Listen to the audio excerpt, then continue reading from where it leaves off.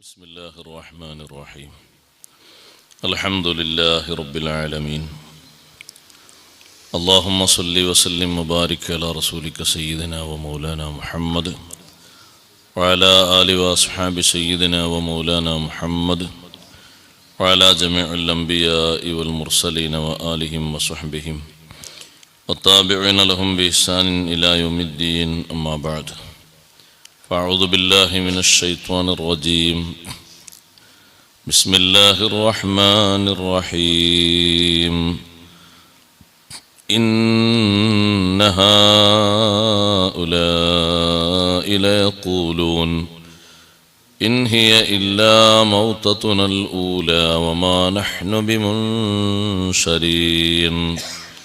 فأتوا بآبائنا إن كنتم صادقين أهم خير أم قوم تبع والذين من قبلهم أهلكناهم إنهم كانوا مجرمين صدق الله العلي العظيم صدق وصدق وبلغ رسوله النبي الكريم ونحن على ذلك من الشاهدين الشاكرين والحمد لله رب العالمين. ബഹുമാനമുള്ള സഹോദരങ്ങളെ സഹോദരിമാരെ, സൂറത്തു ദുഖാനിൽ ഫിർഔനിനും അവൻ്റെ ജനതക്കും വന്ന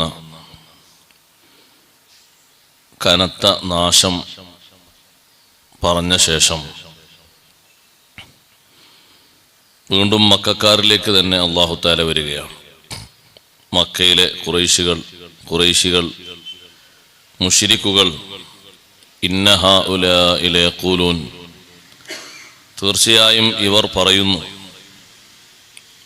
മക്കയിലെ മുശ്രിക്കുകൾ പറയുന്നു, ഇൻ ഹിയ ഇല്ലാ മൗതതുനൽ ഊല, ഈ കാര്യം ജീവിതത്തിൻ്റെ അവസാനം,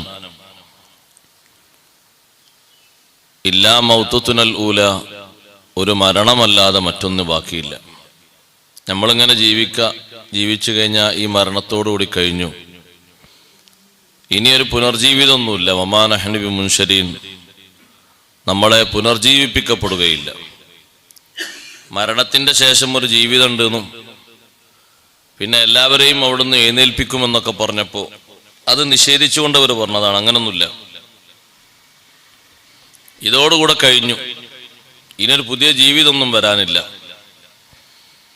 ഉണ്ടെങ്കിൽ അവർ വെല്ലുവിളിക്കുന്നു, ഫഅ്തു ബിആബാഇനാ ഇൻ കുൻതും സാദിഖീൻ, നിങ്ങൾ പറയുന്നത് സത്യമാണെങ്കിൽ ഞങ്ങളുടെ പിതാക്കളൊക്കെ ഒന്ന് കൊണ്ടുവരും, മരിച്ചവരൊക്കെ ഒന്ന്.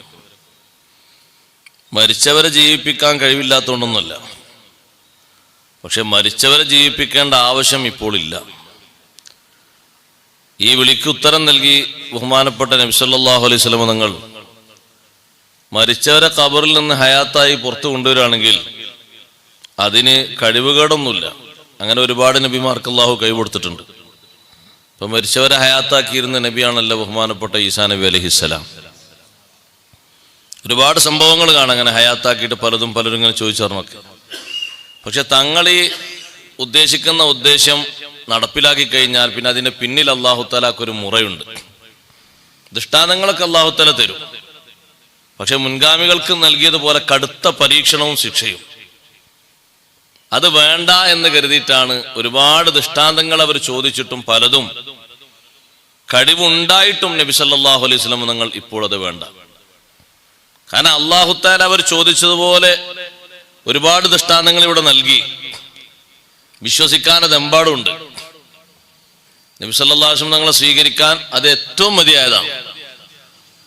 ഇനിയും എണ്ണി ചോദിക്കുന്ന ദൃഷ്ടാന്തങ്ങളൊക്കെ ഓരോന്നോരോന്നോരോ നൽകുകയാണെങ്കിൽ നൽകും, കുഴപ്പമൊന്നുമില്ല. പക്ഷെ അല്ലാഹു തആലക്ക് അതിലൊരു നയമുണ്ട്.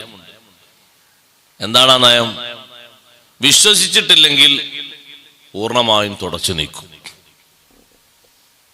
അപ്പോൾ പിന്നെ നബി സല്ലല്ലാഹു അലൈഹി വസല്ലം തങ്ങളെ മനസ്സാഗ്രഹിക്കുന്നത് ഇവർ ഉൾക്കൊണ്ടിട്ടില്ലെങ്കിലും ഇവരെ മക്കൾ വരൂലേ, അവരെ മക്കളെ വരൂലേ, അവരെങ്കിലും ഒന്ന് വിശുദ്ധ ഖുർആൻ ഓതാനും കേൾക്കാനും സ്വീകരിക്കാനും തയ്യാറായെങ്കിൽ അപ്പോൾ പിന്നെ ആ ദൃഷ്ടാന്തം കൊണ്ടുവന്നിട്ട് ഈ തലമുറയെ മൊത്തം നീക്കണ്ടല്ലോ എന്ന് വിചാരിച്ചിട്ടാണ്. അല്ലാഹു തആല പറഞ്ഞിട്ടുണ്ട് വേണമെങ്കിൽ അതൊക്കെ തരാം, എന്ത് ആവശ്യപ്പെട്ടാലും തരാം. പക്ഷേ അതിന്റെ പിന്നിൽ ഇങ്ങനെ ഒരു തത്വമുണ്ട്.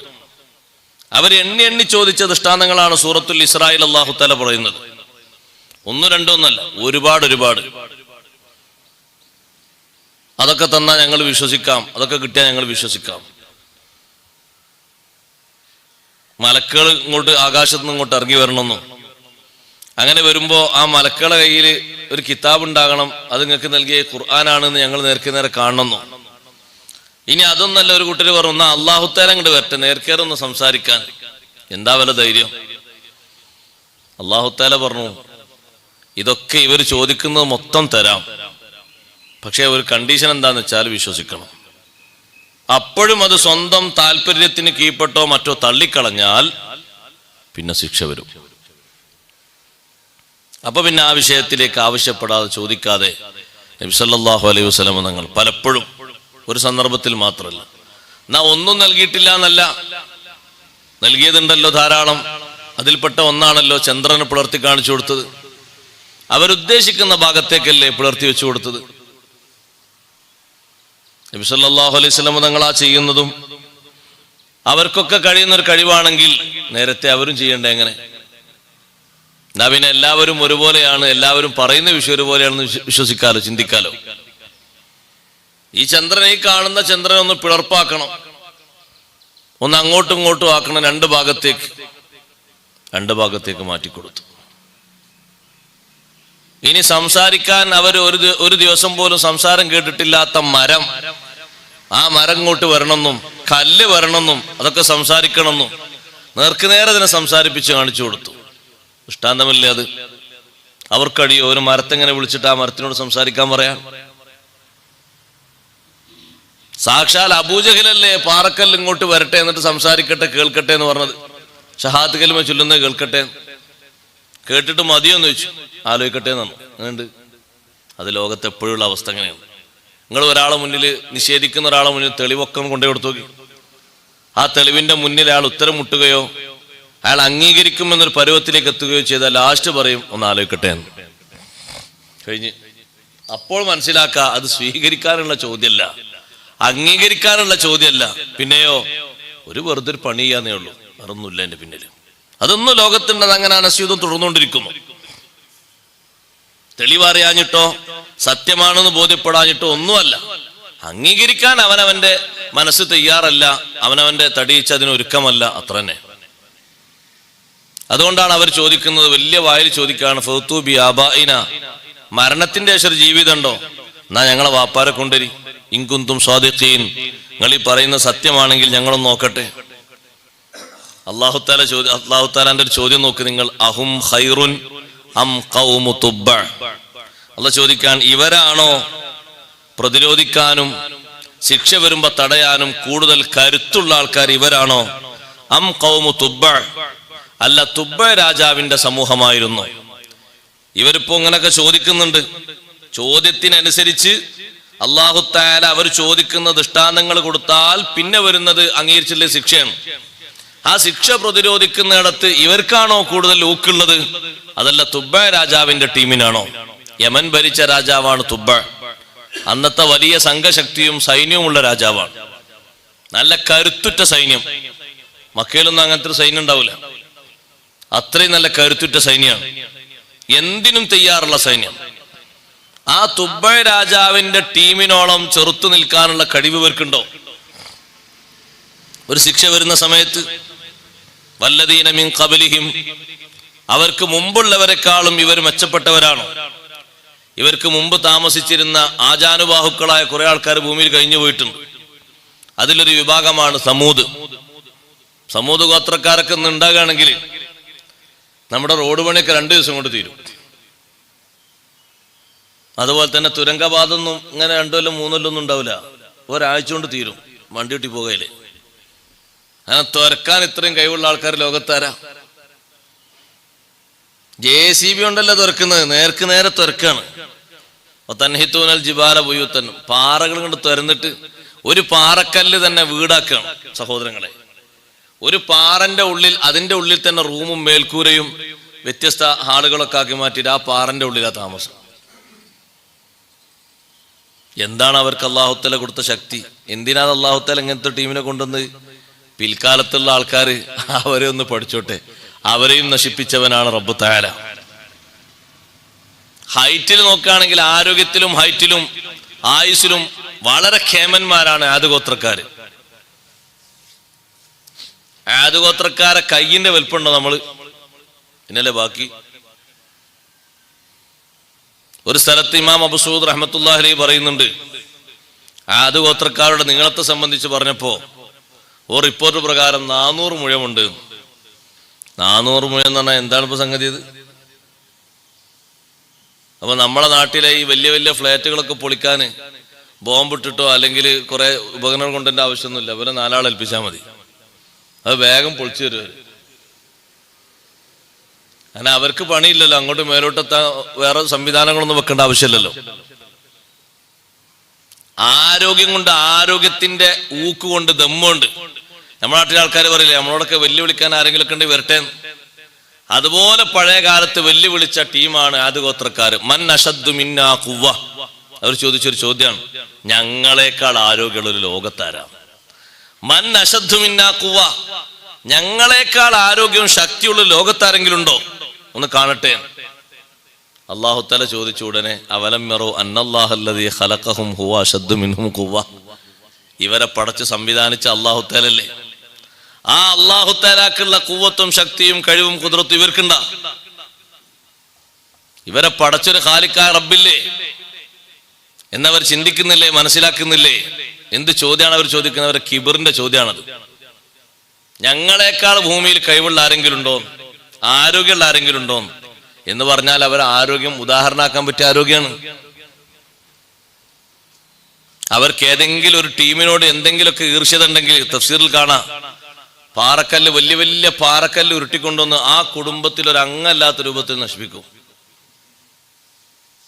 അങ്ങനെ പാറക്കല്ല് ഉരുട്ടിക്കൊണ്ടുവന്ന് ഇവര് ഒരു 10 ആൾ കൂടിയിട്ടുണ്ടെങ്കിൽ എത്ര മുകളിൽ നിന്ന് താഴോട്ടിടാ? ഈ പള്ളിന്റെ മേലെ എത്ര പള്ളി കയറ്റുണ്ടെങ്കിൽ 400 മുഴം കാണണമെങ്കിൽ നിങ്ങളൊന്ന് ആലോചിച്ച് നോക്കി. ഈ പള്ളിന്റെ മേലേക്ക് എത്ര തട്ടുകൂടേണ്ടി വരും മേലോട്ട്?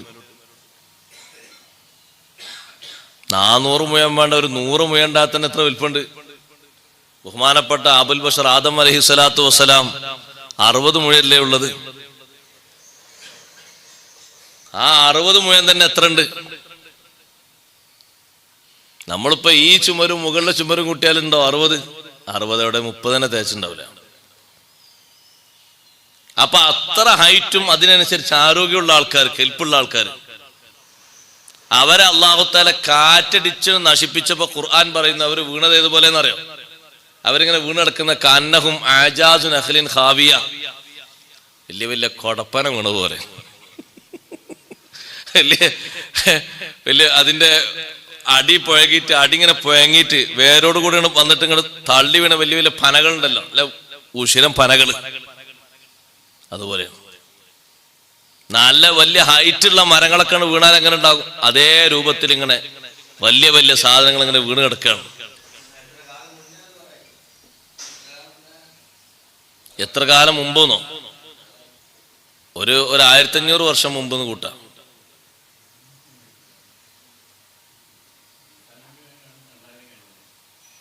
ഈസാ നബിന്റെ കാലത്തൊന്നുമല്ലത്, അതിൻ്റെയൊക്കെ മുമ്പാ. വർഷങ്ങൾ എത്രയോ മുമ്പാണ് ഈ കഥകളൊക്കെ നടക്കുന്നത്. എന്ന് പറഞ്ഞാൽ ആദ് ഗോത്രക്കാർ എന്ന് പറഞ്ഞാൽ ബഹുമാനപ്പെട്ട ഹൂദ് നബി അലൈഹിസ്സലാമിന്റെ കാലത്ത് ജീവിച്ചവരാണ്. ഹൂദ് നബി അലൈഹിസ്സലാം അവർക്ക് ദൃഷ്ടാന്തങ്ങൾ കൊടുക്കാത്തോണ്ടോ അല്ലെങ്കിൽ മനസ്സിലാകാത്തോണ്ടോ അല്ല, മുമ്പ് മൂസാ നബി അലൈഹിസ്സലാത്തു വസ്സലാമിന്റെ ഖൗമായ ബനു ഇസ്രായേൽക്കാർ തന്നെ എത്രമാത്രം ശക്തിയും ആരോഗ്യമുള്ളവരാണ്. ആരോഗ്യം ശക്തിയും ഏറ്റവും കുറഞ്ഞ ഉമ്മത്ത് ഈ ഉമ്മത്താണ്, ആയുസ് കുറഞ്ഞവരും. അതല്ല രസം. എന്നിട്ടാണ് മക്കാർ ഈ പറയണതൊക്കെ. അല്ലാഹു തആല ചോദിക്കാണ്, അവരാ പറഞ്ഞ വാപ്പാരൊക്കെ ജീവിപ്പിച്ചരാ, പക്ഷെ ജീവിപ്പിച്ച് തന്നിട്ട് വിശ്വസിച്ചിട്ടില്ലെങ്കിൽ നമ്മൾ കൊടുക്കുന്നൊരു ശിക്ഷ ഉണ്ട്. അത് ഏറ്റെടുക്കും. ആ ശിക്ഷ ഞങ്ങൾ പ്രതിരോധിക്കും എന്ന് പറയാൻ മുൻഗാമികളുടെ ചെറിയൊരു കഴിവെങ്കിലും ഇവർക്കുണ്ടോ? മുമ്പ് കാലത്ത് ജീവിച്ചു പോയ വലിയ വലിയ വില്ലന്മാരുടെ കഴിവിൽ ചെറിയ കഴിവെങ്കിലും ഇവർക്കുണ്ടോ? ഇല്ല. അവർ നബി സല്ലല്ലാഹു അലൈഹി വസല്ലം തങ്ങളിൽ നിന്ന് ആവശ്യപ്പെട്ടത് അങ്ങനെ ഒരു പുനർജീവിതമുണ്ടെങ്കിൽ ഞങ്ങൾക്കൊക്കെ സ്വീകാര്യനായ ഒരാളുണ്ടായിരുന്നു, ഖുസൈ ഇബ്നു കിലാബ്. ആ ഖുസൈനെ ഒന്നിങ്ങോട്ട് കൊണ്ടുവരണം, ഖബറിൽ നിന്ന് എണീച്ചു തരണം. ഖുസൈനോട് ഞങ്ങൾ ചില കാര്യങ്ങളൊക്കെ ചോദിക്കട്ടെ. ഖബറിന്റെ അവസ്ഥ എന്താണ്? മരണത്തിന്റെ അവസ്ഥ എന്താണ്? പഴയ കാലത്ത് മക്കയിൽ എന്തെങ്കിലും പ്രശ്നം ഉണ്ടായാൽ ആൾക്കാർ ഓടിച്ചെല്ലുന്ന ഒരു നേതാവാണ് ഖുസൈ ഇബ്നു കിലാബ്. നബി സല്ലല്ലാഹു അലൈഹി വസല്ലം തങ്ങളുടെ ഉപ്പാപ്പന്മാരിൽപ്പെട്ട ആളാണല്ലോ ഖുസൈ. ഖുസൈന്റെ അടുത്തേക്കാണ് ആളുകളൊക്കെ ഓടിച്ചെല്ലുക. അദ്ദേഹം നല്ല തീരുമാനം എടുക്കാനും പരിഹാരം പറയാനും നല്ല കഴിവുള്ള നേതാവായിരുന്നു. എന്നാ ഖുസൈനെ കൊണ്ടുവരി. ഇനി ആരെയും മരിച്ചവരെ ഹയാത്താക്കിയിട്ടില്ല എന്ന് പറയരുത്. മുൻഗാമികളൊക്കെ അങ്ങനെ ഹയാത്താക്കിയില്ലേ? ഈസാ നബി അലൈഹി സ്വലാം ഒക്കെ നബിതങ്ങൾക്ക് എന്താ അങ്ങനെ കഴിവില്ലേ? ഉണ്ട്. തങ്ങൾ ഹയാത്താക്കിയ കൂട്ടത്തിൽ മഹാന്മാർ എണ്ണുന്നുണ്ട്. നബി സല്ലല്ലാഹു അലൈഹി വസല്ലം തങ്ങൾ അവിടുത്തെ ബാപ്പയെയും ഉമ്മയെയും ഹയാത്താക്കി. എന്നിട്ട് അവരൊക്കെ വിശ്വസിച്ചു. അവരൊക്കെ തങ്ങളിൽ ഈമാൻ പ്രഖ്യാപിച്ച് വീണ്ടും ഖബറിലേക്ക് തന്നെ അവരെ മടക്കപ്പെട്ടു എന്നതാണ് അഹ്ലുസുന്നയുടെ പ്രബലമായ അഭിപ്രായം പണ്ഡിതന്മാർ രേഖപ്പെടുത്തിയത്. അങ്ങനെ ഹയാത്താക്കാനുള്ള കഴിവിന്റെ കുറവൊന്നുമില്ല. പക്ഷേ അഷ്റഫുൽ ഖൽഖ് സല്ലല്ലാഹു അലൈഹി വസല്ലം തങ്ങളത് വേണ്ടാന്ന് വെച്ചത് അതിന്റെ പിന്നിൽ വരുന്ന മുറകൾ സഹിക്കാൻ കഴിയില്ല. ഹയാത്താക്കിയിട്ടും ചോദിച്ചിട്ടും ഒക്കെയുണ്ട്. പക്ഷെ അത് സഹിക്കാനോ പ്രതിരോധിക്കാനോ ഉള്ള കഴിവ് ഇല്ലാത്തത് കൊണ്ട് പാടെ തകർക്കപ്പെട്ടു പോകും. ആ സമയത്ത് ഒന്നും ചെയ്യാൻ അവർക്ക് കഴിയില്ല. ഇത് ചോദിച്ച കൂട്ടത്തിൽ ചോദിച്ച ആള് അബൂജഹലാണ് എന്ന് പറയുന്നുണ്ട് ചില പണ്ഡിതന്മാർ. എന്ത് ചോദിച്ചത്? പുനർജീവിതം ഉണ്ടെങ്കിൽ മരിച്ചുപോയ വാപ്പാരൊക്കെ ഒന്ന് കൊണ്ടുവരും, ഞങ്ങളൊന്ന് ചോദിക്കട്ടെ. അങ്ങനെ നേർക്കേറെ വന്ന് ചോദിച്ച ആള് അബൂജഹലാണ്. അഷ്റഫുൽ ഖൽഖ് സല്ലല്ലാഹു അലൈഹി വസല്ലം തങ്ങളുടെ മുന്നിൽ വന്നിട്ട് അബൂജഹൽ പറഞ്ഞു, ഇൻ കുന്ത സ്വാദിഖൻ ഫീ ഖൗലിക ഫബഅസ് ലനാ റജുലൈനി മിൻ ആബാഇനാ. ഞങ്ങളെ മരിച്ചുപോയ വാപ്പാരിൽ നിന്ന് രണ്ടാളെ അങ്ങോട്ട് കൊണ്ടുവരും, അവരോട് ചോദിക്കട്ടെ എങ്ങനെയുണ്ട് അവസ്ഥ, ജീവിതത്തിന് മരിച്ചുപോയതിനു ശേഷം നിങ്ങൾ നേരിട്ടതെങ്ങനെ ഒക്കെ ചോദിക്കട്ടെ. ആ ചോദ്യത്തിന് ഇനി നബി സല്ലല്ലാഹു അലൈഹി വസല്ലം അവരോട് മറുപടി കൊടുക്കാത്തതിന്റെ പ്രധാനപ്പെട്ട കാരണം നേരത്തെ പറഞ്ഞതാണ്. അബൂജഹലിനെ മാത്രം ബാധിക്കുന്ന വിഷയമല്ല, ഇതുപോലെ ചോദിക്കുന്ന ഒരുപാട് ആളുകളുണ്ട്. അവരൊക്കെ ഈ ദൃഷ്ടാന്തം കണ്ട് വിശ്വസിക്കണം. വിശ്വസിച്ചിട്ടില്ലെങ്കിൽ പിന്നെ അതനുസരിച്ചുള്ള ശിക്ഷ വരും.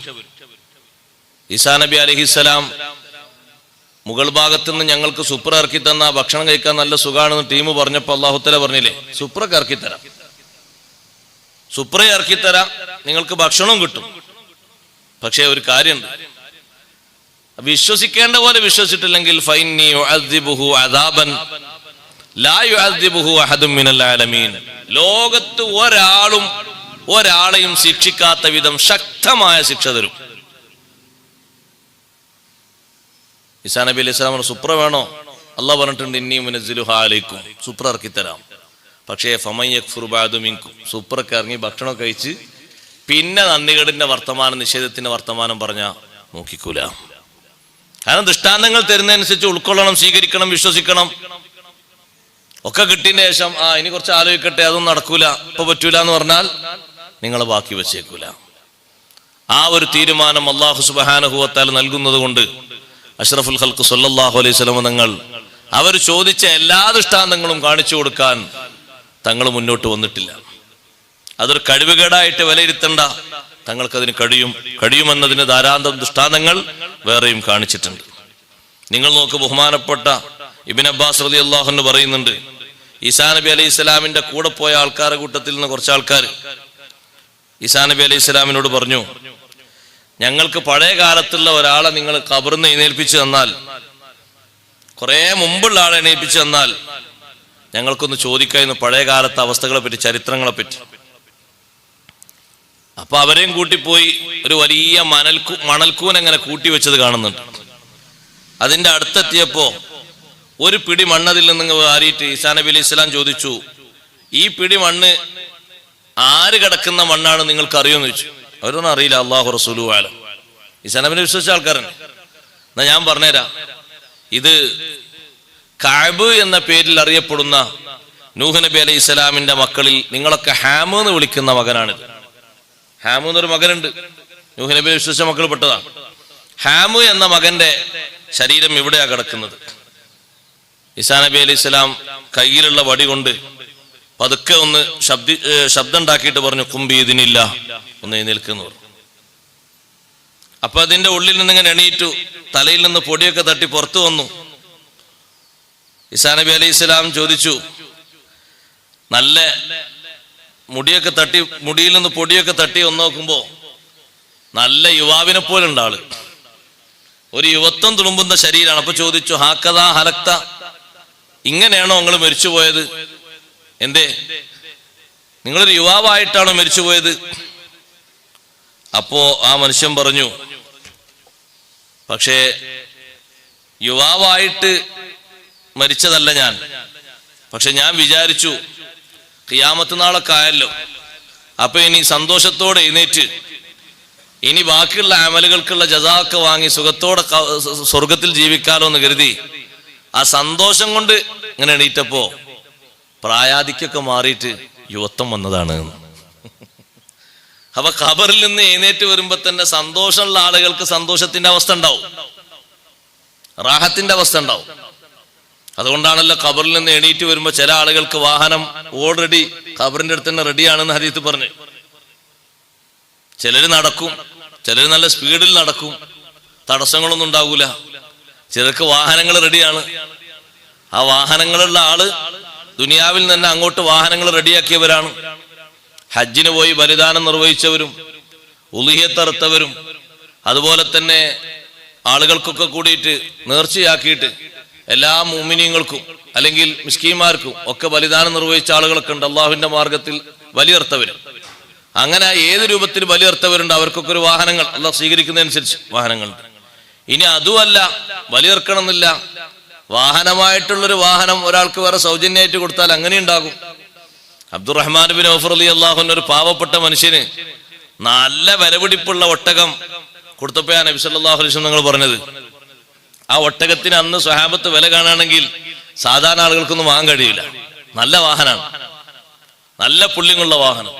സാധാരണ അറബികൾ ചുവന്നൊട്ടകം ചുവന്നൊട്ടകം എന്ന് പറയും. അതിന് സാധാ ഒട്ടകത്തിന്റെ വിലയുമല്ല, ഒരുപാട് മാറ്റങ്ങളുണ്ട്. അങ്ങനത്തെ ഒരു ഒട്ടകം അങ്ങോട്ട് കൊടുത്തു വാഹനമായിട്ട്. വാഹനമില്ലാതെ വന്ന അറാബിക്ക് തങ്ങളെ കണ്ട് വിശ്വസിച്ച ഈമാനിന്റെ ആ സന്തോഷം കൊണ്ട് കൊടുത്താണ്. അപ്പൊ പറഞ്ഞു, അബ്ദുറഹ്മാനെ, പരലോകത്ത് നിങ്ങൾക്കൊരു വാഹനം ഉണ്ടാവും. അത് ഇവിടുത്തെ വാഹനമൊന്നുമല്ല, അതിന്റെ കാല്, അതിന്റെ മേലുള്ള വിരിപ്പ്, അതിന്റെ രോമത്തിന്റെ കളർ ഒക്കെ വർണ്ണിച്ചു കൊടുത്തിട്ട് നബി സല്ലല്ലാഹു അലൈഹി വസല്ലം നിങ്ങൾ പറഞ്ഞു, അതിൽ നിങ്ങളിങ്ങനെ സഞ്ചരിക്കുന്ന സമയത്ത് നിങ്ങളിങ്ങനെ പോകുമ്പോ യഗ്ബിതുക കുല്ലു മൻ റആക, കാണുന്നവരൊക്കെ കൊതിച്ചു പോവും അങ്ങനെ വാഹനം കിട്ടിയെങ്കിൽ. നിങ്ങളെ കാണുന്നവർ ആരെല്ലാണ്ടോ മാസ്റ്റർ എല്ലാവരും ആഗ്രഹിക്കും അങ്ങനെ ഒരു വാഹനം കിട്ടിയെങ്കിൽ തിരക്കിടില്ല, അങ്ങനെ വാഹനം കിട്ടിയെങ്കിൽ തിരക്കിടില്ല. സത്യത്തിൽ അത് ബലിദാനമായി കൊടുത്തതല്ല, വാഹനമായിട്ട് കൊടുത്തതാണ്. അങ്ങനെ കൊടുത്തതിനൊക്കെ പകരം കിട്ടും. അങ്ങനെ ഖിയാമത്ത് നാളായി എന്നുള്ള സന്തോഷം കൊണ്ട് ഇങ്ങനെ എണീറ്റപ്പോ ഞാനൊരു യുവാവായി പോയതാണെന്ന് പറഞ്ഞു. എന്നാ പിന്നെ പറയും, ഞങ്ങൾ കുറച്ച് കാര്യങ്ങൾ ചോദിക്കാണ്ട്. ഈസാ നബി അലൈഹി സ്വലാം പറഞ്ഞതാ, ഈ കൂടുന്ന ആളുകൾക്ക് ഇതെന്നെ വിശ്വസിച്ച ആൾക്കാരാണ്, ഖിയാമത്ത് നാളൊന്നും ആയിട്ടില്ല, ഞാൻ ഈസാ നബിയാണ്, ഇതെന്റെ കൂടെയുള്ള ആൾക്കാരാണ്. നൂഹ് നബിന്റെ കപ്പലിനെ പറ്റി ഒന്ന് പറഞ്ഞു തരുമെന്ന് വെച്ചു. നൂഹ് നബിന്റെ മോനാണല്ലോ. അത് ചോദിച്ചപ്പോ അദ്ദേഹം പറഞ്ഞു, കപ്പലിനെ പറ്റി പറഞ്ഞുതരാം. കാന തൂലുഹ അൽഫ ദിറാഇൻ വ മിഅതൈ ദിറാഇൻ, കപ്പലിന്റെ നീളം 1200 മുഴം ഉണ്ടായിരുന്നു. എത്ര മുഴം? 1000 നീളാണ്, 1200 മുഴം. വഅർളുഹ സിത്തു മിഅതി ദിറാഇൻ, അതിന്റെ വീതി 600 മുഴം ഉണ്ടായിരുന്നു. ഇത് മുഴുവനും സഹോദരങ്ങളെ, ഇത് മുഴുവനും തേക്കാണിത് മുഴുവനും. 300 കൊല്ലം നട്ടുപിടിപ്പിച്ച് നല്ല 1-ാം നമ്പർ തേക്കാണ്. നല്ല എല്ലാവിധ കാതലുള്ളത്. നമ്മൾ 2 മുറിച്ച് മാറ്റല്ലേ, 3 കാതൽ മൂക്കൊന്നും എത്തിയില്ല. നല്ല ഉശിരൻ തേക്ക്, കംപ്ലീറ്റ് അതിനുള്ള മരങ്ങൾ തേക്കാണ്. എന്നിട്ട് പറഞ്ഞു, കാന സലാത്ത് തബഖാത്തിന് 3 തട്ടുണ്ടായിരുന്നു കപ്പല്. ഒരു തട്ടില് കാട്ടിലെ മൃഗങ്ങളും ഇഴജന്തുക്കളും പ്രാണികളൊക്കെ ആയിരുന്നു. മറ്റൊരു തട്ടില് മനുഷ്യന്മാരുണ്ടായിരുന്നു. വേറെ ഒരു തട്ടില് പക്ഷികൾ ഉണ്ടായിരുന്നു. അങ്ങനെ ഈ മൃഗങ്ങളുടെ വേസ്റ്റുകൾ, അവരെ വിസർജ്യ വസ്തുക്കളൊക്കെ ഇങ്ങനെ അധികരിച്ചപ്പോ അല്ലാഹു സുബ്ഹാനഹു വ തആല നൂഹ് നബിക്ക് വഹയി കൊടുത്തു. പിന്നെ ആനയുടെ വാലിന് പിടിച്ച് ഒരു ഞെക്ക് കൊടുക്കാൻ. കാരണം മൃഗങ്ങൾ മുകളിൽ നിന്ന് ഇങ്ങനെ വിസർജ്യ വസ്തുക്കൾ ഇങ്ങനെ പെരുത്ത് അതിന്റെ വാസനയും അത് അങ്ങോട്ടും ഇങ്ങോട്ടും കാറ്റത്ത് ഇങ്ങനെ പറന്നു പോകലും താഴെ തട്ടിലേക്ക് വല്ലും മറ്റും പല രൂപത്തിലായപ്പോ ഇതൊന്നും സഹിക്കണ്ടേ. അപ്പൊ ആനയുടെ വാലിന് പിടിച്ചിട്ട് ഒരു അമർത്തി ഞെക്കമർത്താൻ പറഞ്ഞു. അപ്പൊ അതിൽ നിന്ന് മഹാനവറുകൾ ആനയുടെ വാല് പിടിച്ചൊന്ന് അമർത്തിയപ്പോ ഫവഖഅ മിൻഹു ഖിൻസീറും വഖിൻസീറ, അപ്പൊ നല്ല ആൺപന്നിയും പെൺപന്നിയും വന്നു എന്നാ. അങ്ങനെയാണ് ആദ്യമായിട്ട് ആൺപന്നിയും പെണ്ണും പന്നി വരുന്നത്. പന്നി അതിൽ നിന്ന് പുറത്തു വന്നു എന്നാണ്. ആ പന്നികൾ പുറത്തു വന്നത് എന്തിനാ? അവര് വിസർജ്യ വസ്തുക്കളൊക്കെ ഒന്ന് വൃത്തിയാക്കാൻ. അങ്ങനെ പിന്നെ താഴോട്ട് വിസർജ്യ വസ്തുക്കൾ കുറവായി. കാരണം ഇവർക്ക് എപ്പോഴും കഴിക്കാൻ വേണ്ടേ. അവര് മുകളിൽ നിന്ന് മൃഗങ്ങളും മറ്റുമൊക്കെ ഒഴിവാക്കുന്ന മുഴുവനും നല്ലോണം വൃത്തിയാക്കി ക്ലീനാക്കി ശല്യമൊന്നും ഇല്ലാതെ അങ്ങനെ മുന്നോട്ട് പോയി. അങ്ങനെ പിന്നെ എലിയെയും പിടിച്ചിട്ടിരുന്നു അതിൻ്റെ ഉള്ളിൽ. എലി പതുക്കെ ചില ഭാഗങ്ങളൊക്കെ കടിച്ചു തുറക്കാൻ തുടങ്ങി. എലിക്കങ്ങനെ സ്വഭാവം ഉണ്ടല്ലോ. അപ്പൊ അല്ലാഹു തആല നൂഹ് നബി അലൈഹി സ്വലാമിനോട് പറഞ്ഞു കൊടുത്തു, സിംഹമില്ലേ നിങ്ങളെ കൂട്ടത്തില്, ആ സിംഹത്തിന്റെ രണ്ട് കണ്ണിന്റെ ഇടയിൽ പിടിച്ചിട്ട് ഒരടി കൊടുക്കുന്നു പറഞ്ഞു. അങ്ങനെ രണ്ട് കണ്ണിന്റെ ഇടയിൽ ഒരൊറ്റ അടി കൊടുത്ത സമയത്ത് മൂക്കിന്റെ ഓട്ടയിലൂടെ കുറച്ചുകൂടിയും ഈ എലിയെ എതിർക്കാൻ പറ്റുന്ന രീതിയിലുള്ള, എലിയെ തിന്ന് നശിപ്പിക്കാൻ പറ്റുന്ന രീതിയിലുള്ള കുറച്ചുകൂടി ഉയരമുള്ള ചെറിയ ചെറിയ കുട്ടിപ്പുലികൾ പുറത്തേക്ക് വന്നു. സിന്നൂർ എന്നാണ്, നല്ല വരയുള്ള വരയൻ പുലി, നല്ല ഊക്കുള്ള പുലികളാ. അത് ആണും പെണ്ണും പുറത്തേക്ക് വന്നു. അപ്പൊ പിന്നെ കപ്പൽ കേടൊരു സഞ്ചരിക്കണ്ടേ. അവ രണ്ടുപേരും എലിയെ നേരിട്ടു. പിന്നെ എലി എന്ന സാധനം വളരെ പരിമിതമായി മാറി. വീണ്ടും അല്ലാഹു തആല വംശനാശം സംഭവിച്ച് അതിനെ ജീവിപ്പിച്ചതാണ്. ഈ കഥകൾ ഇങ്ങനെ പറഞ്ഞപ്പോ ഈസാ നബി അലൈഹി സ്വലാം ചോദിച്ചു, നൂഹ് നബി അലൈഹി സ്വലാമിന് എങ്ങനെ മനസ്സിലായി നാട് മുഴുവനും വെള്ളത്തിൽ മുങ്ങിയിട്ടുണ്ടെന്ന് എങ്ങനെ മനസ്സിലായി? അപ്പോ നൂഹ് നബിന്റെ മോൻ പറയാണ്, വാപ്പ ആദ്യം തന്നെ ഒരു കാക്കയെ പറഞ്ഞയച്ചു നോക്കാൻ വേണ്ടിയിട്ട്, നാടിന്റെ എല്ലാ ഭാഗങ്ങളും വെള്ളത്തിലായിട്ടുണ്ടോ എന്നൊന്ന് അന്വേഷിക്കാൻ വേണ്ടിയിട്ട്. 6 മാസം ഓടിയ കപ്പലാണ്, 6 മാസം ഓടിന് മൊത്തം. അപ്പൊ കാക്ക പോയി നോക്കുമ്പോ ചില ഭാഗങ്ങളിലൊക്കെ പലതും ഇങ്ങനെ ചത്ത് കിടക്കുന്നത് കണ്ടു. അപ്പൊ കാക്ക ഇതൊരു കോളല്ലേ, ഇത് വിട്ട് ഇനി കപ്പൾക്ക് പോയത് തിന്നാൻ കഴിയോ? കാക്ക അതിലാണ് ശോലായി. അപ്പൊ കാക്കയെ കാണാത്തപ്പോ നൂഹ് നബി അലൈഹി സ്വലാം ദുആ ചെയ്തു, കാക്കക്ക് ഖൗഫ് കൊടുക്കല്ല, പേടിട്ട് കൊടുക്ക്. ഒരു സംഗതിക്ക് പോയിട്ട് അനുസരണമില്ലാത്തൊരു ജീവി അതിന് നല്ല പേടി കൊടുക്കുക. അതുകൊണ്ട് കാക്ക ഇരിക്കുമ്പോ എപ്പോഴും നോക്കണം, വലത്തോടുത്ത് നോക്കണം. കണ്ടില്ലേ? ഏതൊക്കെ ഒരു പ്രാവ് വന്നിട്ട് നമ്മളെ വീടിനോ മറ്റൊക്കെ കൂട് കെട്ടിയാലും കാക്ക കൂട് കിട്ടൂലല്ലോ. ഇനി കാക്ക കൂട് കെട്ടിയെടുത്ത് നമ്മളാരോ എന്തോ ചെയ്യുന്നുണ്ടോ എന്നുള്ളൊരു ധാരണ കാക്കക്ക് വന്നാൽ തന്നെ അവിടുന്ന് സ്ഥലം വിടും. ഒരു സ്ഥലത്ത് കാക്ക ഇരിക്കുമ്പോ തന്നെ നോക്കുന്നത് എങ്ങനെ? എല്ലാ ഭാഗത്തേക്കും നോക്കുകയാണ്. അത് അന്ന് അനുസരണക്കേട് കാണിച്ചുകൊണ്ട് നൂഹ് നബി അലൈഹി സ്വലാം പടച്ചോനെ പറഞ്ഞയച്ചിട്ട് ഒരു ജവാബില്ലാതെ അവിടെ നിൽക്കുകയാണ്. എന്തോ തിന്നാൻ കിട്ടിയിട്ടുണ്ടാവും, എന്നാ അതിന് അവിടെ ഖൗഫിട്ട് കൊടുക്കുന്നു പറഞ്ഞു. പിന്നെ ബഹുമാനപ്പെട്ട നൂഹ് നബി അലൈഹി സ്വലാം മേടപ്രാക്കളെ പറഞ്ഞയച്ചു, പക്ഷികളെ പറഞ്ഞയച്ചു. ആ പക്ഷികള് അതിന്റെ 2 കാലിലും അതുപോലെ തന്നെ കൊക്കിലുമായിട്ട് ജൈത്തൂന്റെ ഇലയും ജൈത്തൂൻ വൃക്ഷത്തിന്റെ ഇലയും 3 ഇലകൾ കൊണ്ടുവന്നു. അപ്പൊ ആ ഇലകളിൽ നിന്ന് ഉറ്റി വീഴുന്ന വെള്ളം കണ്ടപ്പോ ബഹുമാനപ്പെട്ട നൂഹ് നബി അലൈഹി സ്വലാമിന് മനസ്സിലായി എല്ലാ നാട്ടിലും വെള്ളം എത്തിയിട്ടുണ്ട്, വെള്ളം മുങ്ങിയിട്ടുണ്ട്. ഇത് ഈ അനുസരണം കാണിച്ചപ്പോ നൂഹ് നബി അലൈഹി സ്വലാം ആ പച്ച ഇല എടുത്തിട്ട് അതിന്റെ കഴുത്തിൽ ഇങ്ങനെ കെട്ടിക്കൊടുത്തു എന്നാ. എന്നിട്ട് ദുആ ചെയ്തു കൊടുത്തു, അല്ലാഹുവേ ഞാൻ പറഞ്ഞതുപോലെ അനുസരിച്ച ഈ മേടപ്രാക്കൾക്ക് എപ്പോഴും നല്ല സുരക്ഷിതത്വവും എല്ലാ സ്ഥലത്തും ജീവിക്കാനുള്ള നല്ല സെറ്റപ്പും കൊടുക്കണം. ഫമിൻ സമ്മ തഅലുഫുൽ ബുയൂത്ത്. ഇതുകൊണ്ടാണത് വീട് വിട്ടു പോകാത്തത്. പല വീടുകളും കേന്ദ്രങ്ങളാക്കി ഇവർ കൂടുന്നത് കൊണ്ടാണ്. നൂഹ് നബി അലൈഹി സ്വലാം അന്ന് ദുആ ചെയ്തു, ഇവർക്ക് നല്ല സുരക്ഷിതമായ സ്ഥലം കൊടുക്കണം. എത്ര വീടുകളിലാണ് അവരങ്ങനെ വന്ന് താമസിക്കുന്നത്? പല കൂടി വീടിന്റെ മേലെ നമ്മൾ പിന്നെ മഴയും വെയിലും തട്ടണ്ടെന്ന് കരുതി നല്ല ഒരു സീറ്റൊക്കെ അടിച്ചു വെച്ചാൽ അവർക്ക് നല്ല സുഖമാണ്. അതിന്റെ ചില ഭാഗങ്ങളിലൊക്കെ വന്ന് അതിന് പ്രത്യേക പെർമിഷൻ വേണ്ട, നേരത്തെ പെർമിഷൻ ഓൾറെഡി കിട്ടിയതാണ്, അവർ കൂട് കെട്ടും. ഏത് കപ്പല്? ആ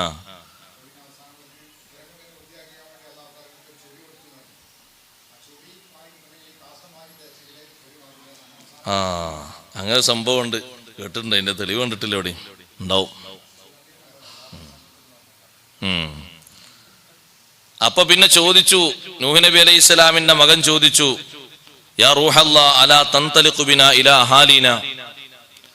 ഇവർ ചോദിക്കാണ്, കൂടുള്ള ആൾക്കാർ, ഇയാൾ നമ്മൾ കൊണ്ടുപോയാലോ, പുരയെ കൊണ്ടുപോയാലോ?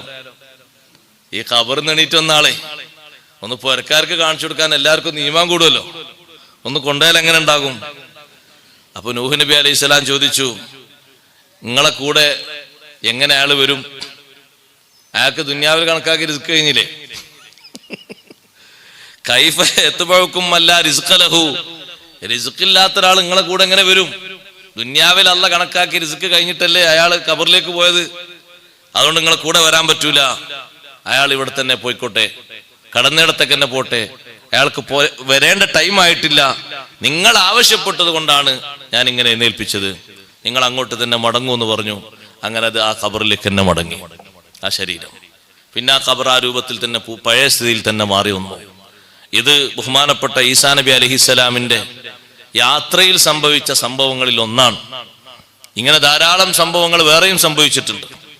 ഞാനിത് പറഞ്ഞത് ഖുർആൻ പണ്ഡിതന്മാർ ഇത് ഉദ്ധരിക്കുന്നത് അഷ്റഫുൽ ഖൽഖ് സ്വല്ലല്ലാഹു അലൈഹി വസല്ലമ തങ്ങളോട് മരിച്ചവരെ ജീവിപ്പിക്കാൻ വേണ്ടി പറഞ്ഞപ്പോ നബി സല്ലല്ലാഹു അലൈഹി വസല്ലം തങ്ങൾക്ക് അതിലൊരു കഴിവ് കുറവും മറ്റൊന്നും ഉണ്ടായിട്ടല്ല.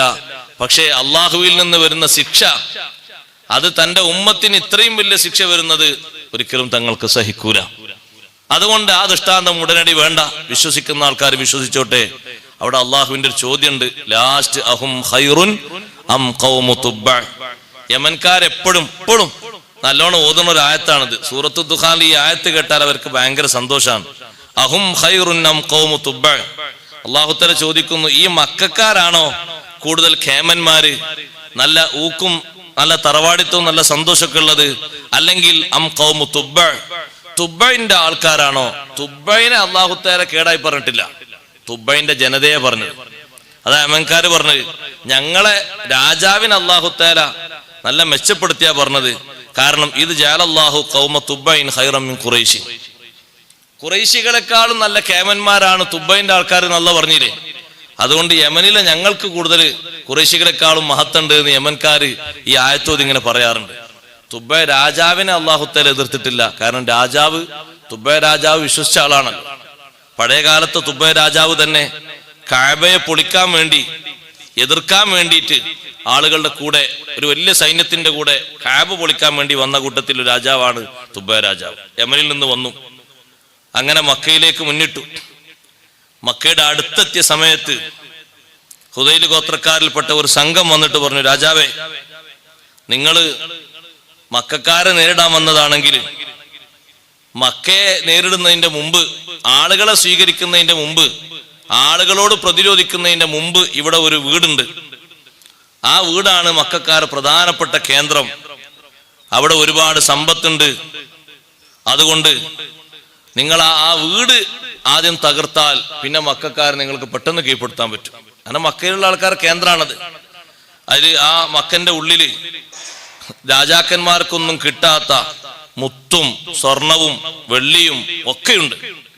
അപ്പൊ നിങ്ങൾക്കൊരു പക്ഷെ അത് കഴിയുകയാണെങ്കിൽ എളുപ്പത്തിൽ നിങ്ങൾക്ക് മക്കക്കാരെ കീഴ്പ്പെടുത്താൻ കഴിയും. ഹുദൈൽ ഗോത്രക്കാർ ഉദ്ദേശം എന്താന്ന് പറയും, നിങ്ങൾ ഇവര് കഅബയെ നേരിടാൻ വരികയാണെങ്കിൽ അള്ളാഹു ബാക്കി വെച്ചേക്കൂല, അപ്പൊ പിന്നെ പണി വേഗം തീർന്നോളൂ. അതാണ് ഹുദൈൽ ഗോത്രക്കാർ ലക്ഷ്യാക്കിയത്. രാജാവ് അതിനുദ്ദേശം വന്നാല് വേഗം തീർന്നോളൂ. അങ്ങനെ ഏതായാലും കഅബ പൊളിക്കാന്നുള്ള ചർച്ചയൊക്കെ വന്നപ്പോ രാജാവ് പറഞ്ഞു, ഒരു മിനിറ്റ്, പെട്ടെന്ന് പൊളിക്കാൻ ശരിയാവില്ല. ഈ നാട്ടിലെ നല്ല പാണ്ഡിത്യമുള്ള രണ്ടാൾക്കാരെ കൊണ്ടുവരുന്നു, അവരോടും കൂടി ഒന്ന് ചോദിക്കുക, ഒരു മുഷാവറ. നമ്മളിപ്പോ ഇങ്ങനെ പണിക്ക് പോവല്ലേ. അങ്ങനെ രണ്ട് പണ്ഡിതന്മാരെ കൊണ്ടുവന്നു. അവരോട് പറഞ്ഞു, ഇവിടെയുള്ള ഒരു ഗോത്രക്കാർ വന്നിട്ട് ഞങ്ങളോട് പറഞ്ഞു, ഈ നാട്ടിലെ കീഴ്പ്പെടുത്താൻ ഏറ്റവും സുഖം ആ വീട് പൊളിച്ചാൽ മതി. അപ്പൊ ഈ പണ്ഡിതന്മാർ പറഞ്ഞു, രാജാവേ നിങ്ങൾ കൂടുതൽ ചിന്തിക്കായിട്ടാണ്, നിങ്ങളുടെ ടീമും വേഗം തീർന്നോട്ടേന്ന് എഴുതി പറഞ്ഞാണ് അവര്. നിങ്ങളോടുള്ള സന്തോഷം കൊണ്ടോ അംഗീകാരം കൊണ്ടോ പറഞ്ഞതല്ല. കാരണം ആ കാബ തൊടാൻ പോയ ചരിത്രത്തിൽ മുമ്പ് കാലത്ത് ജീവിച്ച അതിനെതിർക്കാൻ പോയ ആൾക്കാരൊന്നും ബാക്കിയില്ല. അതുകൊണ്ട് നിങ്ങളെ സൈന്യവും പെട്ടെന്ന് അങ്ങ് തീർന്നു പോയിക്കോളും. അല്ലാഹു തആലാന്റെ ഒരു വീടാണത്. അല്ലാഹു തആല മലക്കുകളെ വിട്ട് ഭൂമിയിൽ ശിരഭാഗിയിട്ട് അള്ളാഹുവിനെ ആരാധിക്കാൻ വേണ്ടി ഉണ്ടാക്കിയ വീടാണ്. നിങ്ങൾ ഈ പ്രവൃത്തിയിലേക്ക് പോകുകയാണെങ്കിൽ നിങ്ങളൊരൊറ്റ ആളും തിരിച്ചു പോക്കുണ്ടാകൂല, മരിച്ചു പോകും, നശിച്ചു പോകും. അപ്പൊ രാജാവ് ചോദിച്ചു, നിങ്ങൾ എന്താ എന്നോട് പിന്നെ കൽപ്പിക്കുന്നത്? നിങ്ങൾ ആ മക്കക്കാർ ചെയ്യും പോലെ ത്വവാഫ് ചെയ്ത് കഅബയെ ബഹുമാനിച്ച് ആദരിച്ച്, അങ്ങനെ ത്വവാഫ് കഴിഞ്ഞാൽ പിന്നെ മുടി കളഞ്ഞ് അവിടെ ഉള്ള ആളുകൾക്കൊക്കെ ഭക്ഷണം കൊടുത്ത് നിങ്ങൾ സന്തോഷത്തോടെ പിരിഞ്ഞു പോകണം. പിന്നെയും ചോദിച്ചു, നിങ്ങൾ എന്താ ഇങ്ങനെ പറയാൻ കാരണം? അപ്പൊ ഈ രണ്ട് പണ്ഡിതന്മാർ പറഞ്ഞു, അമാ വല്ലാഹി ഇന്നഹു ലബൈതു അബീന ഇബ്രാഹിം അലൈഹിസ്സലാം. ഇബ്രാഹിം നബിന്റെ വീടാണത്. ഇബ്രാഹിം നബി അലൈഹിസ്സലാമാണ് ഈ കാണുന്ന രൂപത്തിൽ കഅബ നിർമ്മിച്ചത്. അതുകൊണ്ട് ഞങ്ങള് ഈ വിഷയങ്ങളെ പറ്റിയൊക്കെ നല്ല അറിവുള്ള പണ്ഡിതന്മാരായതുകൊണ്ട് നിങ്ങളോട് പറയാം, നിങ്ങളെ വേഗം കഥ കഴിക്കാൻ വേണ്ടിയിട്ടാണ്. പക്ഷെ ഒരു വിഷയം ഇവിടെ ഉള്ളത് എന്താന്ന് വെച്ചാല്, പ്രതിമകളെ വെച്ചുകൊണ്ട് ചില ആരാധിക്കുന്ന ബിംബാരാധകരാണ് ഇതിന്റെ ചുറ്റുമുള്ളത്. അവരിതിന്റെ അടുത്ത് കൊണ്ടുവന്ന് മൃഗങ്ങളൊക്കെ അറുത്ത് രക്തമൊക്കെ ഒലിപ്പിച്ച് നജസാക്കി നടക്കുകയാണ്. ഇവിടെ പല ഭാഗത്തും ഒരു നജസാക്കിയിട്ടുണ്ട്. അതുകൊണ്ട് ഹുദൈൽ ഗോത്രക്കാര് നിങ്ങളെ നാശം ഉദ്ദേശിച്ചുകൊണ്ടാണത് പറഞ്ഞെന്ന് പറഞ്ഞപ്പോ രാജാവ് പറഞ്ഞു, ആ പറഞ്ഞ ഹുദൈൽ ഗോത്രക്കാരെ മൊത്തം വിളിപ്പിച്ചു. രാജാവ് പറഞ്ഞു, അവര് നമ്മൾ ചതിയല്ലേ ചെയ്ത്, അതുകൊണ്ട് കയ്യും കാലും മുറിച്ചെന്നുണ്ടോ? ചതിക്ക് ചെറിയ ശിക്ഷ അല്ലല്ലോ, പണ്ട് കാലം മുതൽക്ക് എങ്ങനെയാണ് കയ്യും കാലും മുറിക്കണം എന്ന് പറഞ്ഞു. എന്ത് ചതി അവർ ചെയ്ത്? നമ്മുടെ ടീം മൊത്തം നശിക്കാൻ വേണ്ടിയിട്ടാണ് ഈ പണി ചെയ്തത്. അങ്ങനെ നേരെ കഅബയിലേക്ക് മുന്നിട്ട് വന്നു. കഅബ തവാഫ് ചെയ്തു. കഅബയിൽ നിന്ന്, ഹറമിൽ നിന്ന് കുറച്ച് അപ്പുറത്ത് കഅബയിൽ നിന്ന് മാറി നിന്ന് ഒട്ടകങ്ങൾ അറുത്തു വിതരണം ചെയ്തു. മുടി കളഞ്ഞു. 6 ദിവസം മക്കയിൽ താമസിച്ചു. ആ ദിവസം മുഴുവനും മക്കക്കാർക്കുള്ള ഭക്ഷണം തുബൈ രാജാവിന്റെ സമ്പത്ത് കൊണ്ടായിരുന്നു. അവർക്ക് ഇഷ്ടം പോലെ ഭക്ഷണം കൊടുത്തു. അങ്ങനെ പോകാൻ നേരത്ത് തുബൈ രാജാവ് സ്വപ്നത്തിൽ ദർശിച്ചു, ഈ കഅബക്ക് ഒരു കില്ല, അതിന് പുതിയതായിട്ടൊരു കിസ്വ ധരിപ്പിക്കണമെന്ന് ഒരു സന്ദേശം കിട്ടി. അങ്ങനെ കിസ്വ ധരിപ്പിക്കണം എന്നൊരു സന്ദേശം കിട്ടിയപ്പോൾ പെട്ടെന്ന് അതിലേക്ക് തിരിഞ്ഞില്ല. വീണ്ടും വീണ്ടും വീണ്ടും കഅബയെ ബഹുമാനിക്കാൻ വേണ്ടിയിട്ട് അങ്ങനെ ഒന്ന് ചെയ്യണം എന്ന ഒരു സന്തോഷം കിട്ടിയപ്പോ, ഒരു വിവരം കിട്ടിയപ്പോ തുബൈ രാജാവ് അന്നത്തെ ഏറ്റവും വിലപിടിപ്പുള്ള ഒരു കിസ്വ വാങ്ങി കഅബക്ക് കിസ്വ ധരിപ്പിച്ചു. ചരിത്രത്തിൽ ആദ്യമായി കഅബക്ക് കിസ്വ ധരിപ്പിച്ചത് തുബൈ രാജാവാണ്. അങ്ങനെ ഒരു കിസ്വ ധരിപ്പിച്ചപ്പോ അതിലും മെച്ചമുള്ള സൗന്ദര്യമുള്ള വിലപിടിപ്പുള്ള കിസ്വ ഉണ്ട് എന്ന് പറഞ്ഞപ്പോ പിന്നെ അത് വാങ്ങി. അങ്ങനെ മാറി മാറി കിസ്വകൾ ധരിപ്പിച്ചു. അവിടെയുള്ള ആളുകളോട്, ഭരണാധികാരികളോട്, ജുർഹും ഗോത്രക്കാരോട് പറഞ്ഞു, ഈ പരിസരങ്ങളിൽ നിന്നൊക്കെ നല്ലോണം വൃത്തിയാക്കി ശുദ്ധിയാക്കി ഈ പരിസരത്തേക്ക്, കഅബയുടെ അടുത്തേക്ക് രക്തമോ അല്ലെങ്കിൽ പിന്നെ ഏതെങ്കിലും ശവമോ അല്ലെങ്കിൽ ഇതുപോലത്തെ രൂപത്തിലുള്ള ഈ ചീഞ്ഞളിഞ്ഞ മൃഗങ്ങളുടെ മറ്റു വസ്തുക്കളൊന്നും ഇങ്ങോട്ട് കൊണ്ടുവരാതെ അങ്ങോട്ട് മാറ്റി നിർത്തണം. എന്നിട്ട് കഅബക്ക് ഒരു വാതിലുണ്ടാക്കി, ഒരു താക്കോലുണ്ടാക്കി. എന്നിട്ട് അതവിടെ കൈമാറി, നല്ലോണം നിങ്ങൾ കഅബയെ നോക്കണമെന്ന് നിർദ്ദേശം കൊടുത്ത് തുബൈ രാജാവ് അവിടുന്ന് പുറപ്പെടുകയാണ്. പിന്നെ നേരെ ലക്ഷ്യമാക്കി പോകുന്നത്, ഒന്നുകിൽ നേരെ പോയി എന്നും കാണാം, അല്ലെങ്കിൽ പോയിട്ട് പിന്നെ തിരിച്ചു വന്നാന്നും കാണാം മദീനയിലേക്ക്. മദീന ആക്രമിച്ച് കീഴ്പ്പെടുത്താൻ വേണ്ടിയിട്ട്. അങ്ങനെ മദീനക്കാർക്ക് അന്ന് ഷാമിൽ കച്ചവടം ചെയ്ത് ഒരുപാട് ഭൂസ്വത്തുകളും സമ്പത്തുകളും അധികരിച്ചിട്ടുണ്ട്. അങ്ങനെ മദീനയിൽ വന്ന് മദീനക്കാരോട് ചില സമയത്തൊക്കെ പോയി എതിർത്തു നോക്കി, അവരെ തുരത്താൻ നോക്കി. പക്ഷെ രാജാവ് കണ്ടൊരു കാഴ്ച എന്താണെന്നറിയാം? രാവിലെ എത്ര മദീനക്കാരായ ആൾക്കാരെ പല ഭാഗത്തും ചെന്നിട്ട് അവിടുന്ന് ആട്ടി പുറത്താക്കാനും ഇവിടുന്ന് പോകണം, ഇത് രാജാവ് കീഴടക്കാൻ വേണ്ടി വന്നാന്നൊക്കെ പറഞ്ഞാലും വൈകുന്നേരം ആകുമ്പോൾ ഒന്ന് ചോദിക്കും, നിങ്ങൾക്ക് വല്ല ഭക്ഷണമുണ്ടോ, കിടക്കാൻ സൗകര്യങ്ങളുണ്ടോ? രാജാവ് പറയാണ്, ഈ സ്നേഹം മദീനക്കാരോടുള്ള ചെറുത്തുനിൽപ്പ് ഞാൻ തോറ്റുപോയി. കാരണം രാവിലെ അവർ ആക്രമിക്കാൻ വേണ്ടി പോയാൽ വൈകുന്നേരം പറഞ്ഞ് ചോദിക്കണം കുടിക്കാൻ വെള്ളമുണ്ടോ, കഴിക്കാൻ ഭക്ഷണമുണ്ടോ. ഇതെന്ത് സ്നേഹമാണ്! പണ്ടേ മദീനയിലുള്ള ആളുകളുടെ ഒരു സ്നേഹമാണ്. കാരണം അവിടേക്കാണല്ലോ നബി സല്ലല്ലാഹു അലൈഹി വസല്ലം നിങ്ങൾ വരാനുള്ളത്. മദീനക്കാര് വലിയൊരു അവലംബമാണല്ലോ നബി സല്ലല്ലാഹു അലൈഹി വസല്ലം കൊടുത്തത്. നിങ്ങൾ നോക്കും മക്കത്ത് എത്ര കുടുംബക്കാരുണ്ട്. മദീനയിൽ നിന്ന് വന്ന ആളുകളോട് മക്കയിലുള്ള നേതാക്കളുടെ അഭ്യർത്ഥന എന്താണെന്നറിയോ? നിങ്ങൾ ഹജ്ജിന് വന്നതാണ്, ഒരിക്കൽ പോലും പകലോ രാത്രിയോ സ്വകാര്യമായിട്ട് പോലും മുഹമ്മദ് നബി സല്ലല്ലാഹു അലൈഹി വസല്ലം കാണാൻ പാടില്ല, കണ്ടാ പിന്നെ ഇവിടുന്ന് തിരിച്ചു പോകൂല എന്ന് വാണിങ് ചെയ്തിട്ടും 50ഓളം ആളുകൾ നട്ടപ്പാതിരാക്ക് സയ്യിദുനാ റസൂലുള്ളാഹി സല്ലല്ലാഹു അലൈഹി വസല്ലമയുമായി ചർച്ച ചെയ്തു. തങ്ങളൊപ്പം ആകെ ഒരാൾ മാത്രമേ ഉള്ളൂ, അബ്ബാസ് റളിയല്ലാഹു അൻഹു മാത്രം. എന്നിട്ട് അവർ പറഞ്ഞു, മദീനയിലേക്ക് വന്നാൽ എന്ത് സഹായം ഞങ്ങൾ ചെയ്തു.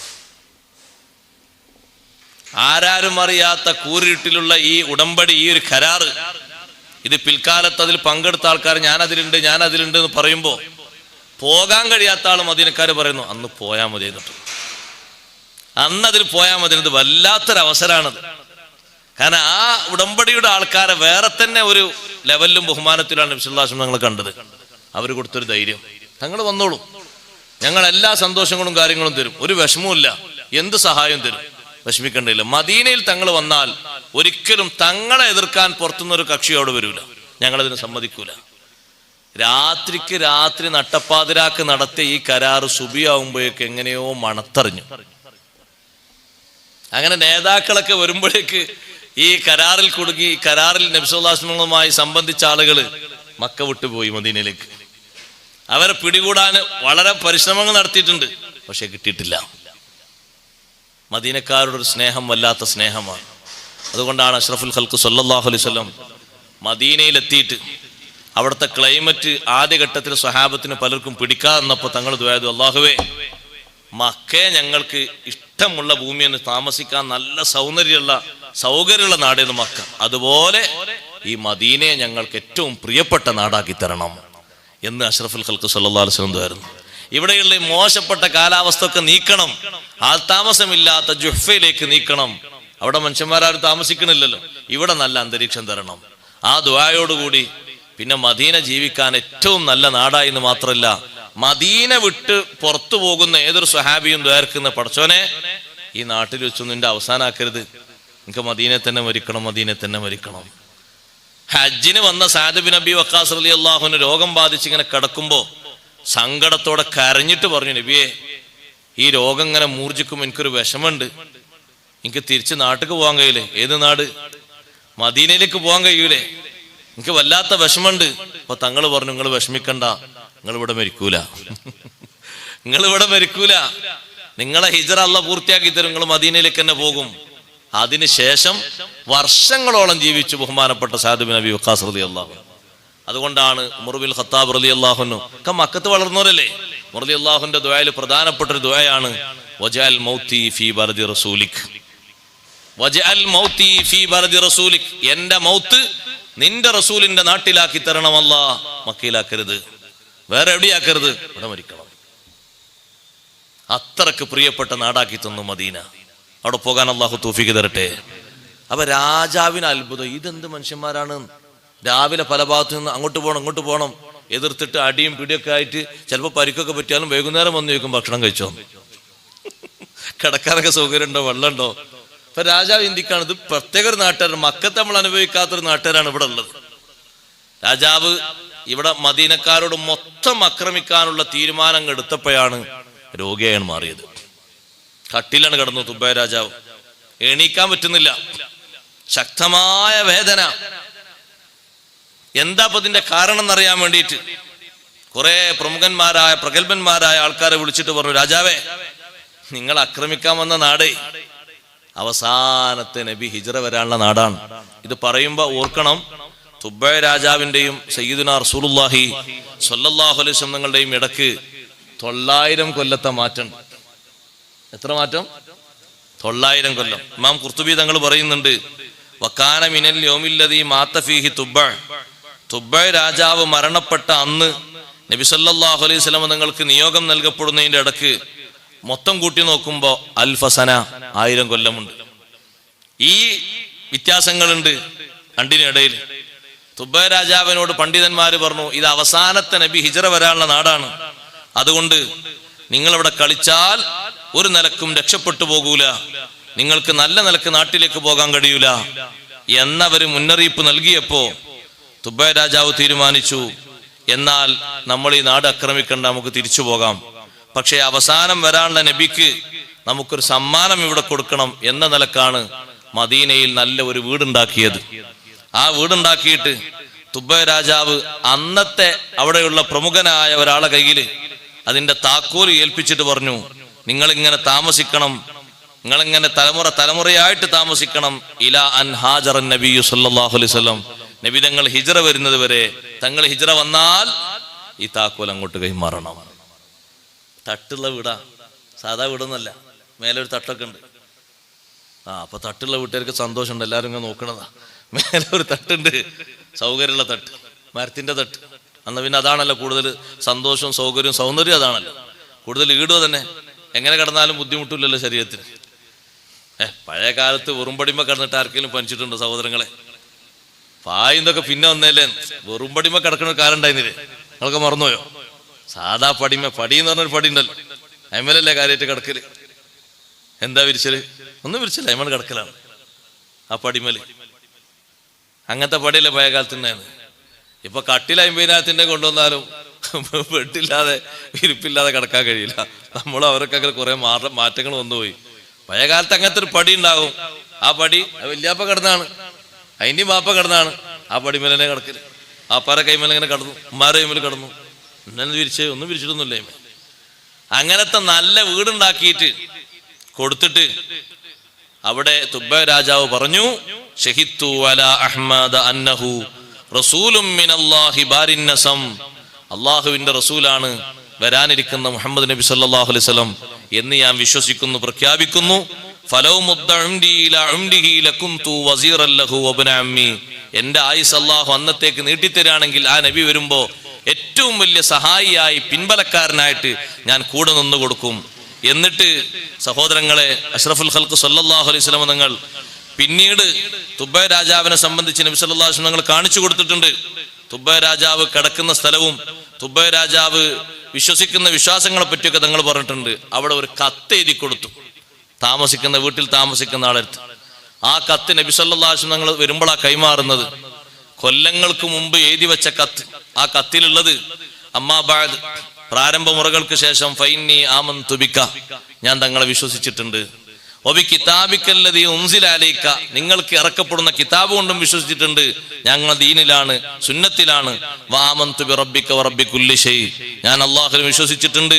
വആമന്തു ബികുല്ലി മാ ജാഅ മിൻ റബ്ബിക മിൻ ശറാഇൽ ഇസ്ലാം, ഇസ്ലാമിന്റെ നിയമങ്ങളിൽ നിന്ന് എന്തെല്ലാം തങ്ങൾക്ക് അല്ലാഹു നൽകുന്നുണ്ടോ അതൊക്കെ ഞാൻ വിശ്വസിച്ചിട്ടുണ്ട്. ഫൈൻ അദ്റക്തുക ഫബിഹാ വനിഅമത്, നിങ്ങളെ എനിക്ക് കിട്ടുകയാണെങ്കിൽ, നിങ്ങളെ കാലത്ത് ജീവിക്കാൻ കഴിയുകയാണെങ്കിൽ വളരെ സന്തോഷമായിരുന്നു. പക്ഷേ വഇല്ലം ഉദിരിക്കുക, നിങ്ങൾ എനിക്ക് എത്തിക്കാൻ കഴിഞ്ഞിട്ടില്ലെങ്കിൽ ഒരു കാര്യം പറയട്ടെ, ഫശ്ഫഅലി, എനിക്ക് നിങ്ങൾ ശുപാർശ ചെയ്യണം. വലാ തൻസനി യൗമൽ ഖിയാമ, ഖിയാമത്ത് നാളിൽ എന്നെ മറക്കരുത് നബിയെ. തങ്ങൾക്ക് വേണ്ടി കത്തെഴുതി വെക്കുകയാണ്. ഫഇന്നി മിൻ ഉമ്മത്തിക്കൽ അവ്വലീൻ, ഞാൻ നിങ്ങളെ പൂർവിക ഉമ്മത്തിൽപ്പെട്ട ഒരാളായിട്ട് കൂട്ടിയാൽ മതി. നിങ്ങളെ വന്ന ശേഷം ജീവിക്കാനാണ് എൻ്റെ താല്പര്യം. പക്ഷേ വബായഅതുക ഖബ്ല മജീഇക്, നിങ്ങൾ വരുന്നതിന്റെ മുമ്പ് തന്നെ ഞാൻ നിങ്ങളോട് ബൈഅത്ത് ചെയ്യാണ്. നിങ്ങൾ വരുമ്പോൾ ഉണ്ടാകണമെന്ന് എനിക്കറിയില്ല. വാനാലാ മില്ലത്തിക മില്ലത്തി അബീക ഇബ്രാഹിം അലൈഹിസ്സലാം, ഞാൻ ഇബ്രാഹിമിന്റെ മില്ലത്തിലാണ് കഴിഞ്ഞുകൂടുന്നത്. എന്നിട്ട് ആ കത്തിന് ഒരു സീലും വെച്ചു. ആ കത്തിൽ മേലഡ്രസ് എഴുതിയിരിക്കുന്നത് ഇലാ മുഹമ്മദ് ബിൻ അബ്ദില്ലാഹി നബിയില്ലാഹി വറസൂലിഹി ഖാതമിൻ നബിയ്യീന വറസൂലി റബ്ബിൽ ആലമീൻ സ്വല്ലല്ലാഹു അലൈഹി വസല്ലം എന്നാണ് മേൽവിലാസം എഴുതിയിരിക്കുന്നത്.